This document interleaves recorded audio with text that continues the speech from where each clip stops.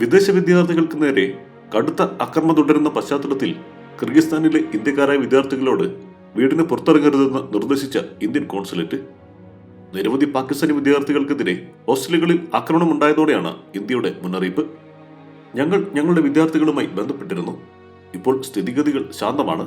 എന്നാൽ തൽക്കാലം വീടിനുള്ളിൽ തന്നെ തുടരണമെന്ന് വിദ്യാർത്ഥികളോട് നിർദ്ദേശിച്ചിട്ടുണ്ട്. എന്തെങ്കിലും പ്രശ്നമുണ്ടായാൽ എംബസിയുമായി ബന്ധപ്പെടണം, ഇന്ത്യൻ കോൺസുലേറ്റ് എക്സിൽ കുറിച്ചു. ഇന്ത്യൻ എംബസിയുമായി നിരന്തരം ബന്ധപ്പെട്ടുകൊണ്ടിരിക്കാൻ വിദ്യാർത്ഥികളോട് വിദേശകാര്യമന്ത്രി എസ് ജയശങ്കറും നിർദ്ദേശിച്ചു. ആക്രമണത്തിൽ 3 പാക് വിദ്യാർത്ഥികൾ കൊല്ലപ്പെട്ടെന്ന് സമൂഹ മാധ്യമങ്ങളിലൂടെ പ്രചരിച്ചിരുന്നു. എന്നാൽ ഇക്കാര്യത്തിൽ റിപ്പോർട്ടുകളൊന്നും ഇതുവരെ ലഭിച്ചില്ലെന്നാണ് കേന്ദ്ര സർക്കാർ അറിയിക്കുന്നത്. മെയ് 13-ന് കിർഗിസ്ഥാൻ വിദ്യാർത്ഥികളും ഈജിപ്ഷ്യൻ വിദ്യാർത്ഥികളും തമ്മിലുണ്ടായ ആക്രമണത്തിന്റെ വീഡിയോ ഓൺലൈനിലൂടെ വ്യാപകമായി പ്രചരിച്ചതാണ് പ്രശ്നം വഷളാകാൻ കാരണമെന്ന് പാക് എംബസി പറഞ്ഞു. ഇന്ത്യ, പാകിസ്ഥാൻ, ബംഗ്ലാദേശ് എന്നിവിടങ്ങളിൽ നിന്നുള്ള വിദ്യാർത്ഥികൾ താമസിക്കുന്ന ബിഷ്കെക്കിലെ ഹോസ്റ്റലുകളാണ് ജനക്കൂട്ടം ലക്ഷ്യം വെച്ചത്.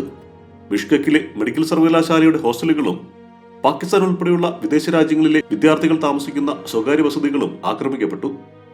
ഇന്ത്യ, പാകിസ്ഥാൻ, ബംഗ്ലാദേശ് എന്നീ രാജ്യങ്ങളിലെ വിദ്യാർത്ഥികളാണ് ഇവിടെ താമസക്കാർ. നിരവധി പാക് വിദ്യാർത്ഥികൾക്ക് പരിക്കേറ്റതായാണ് വിവരം.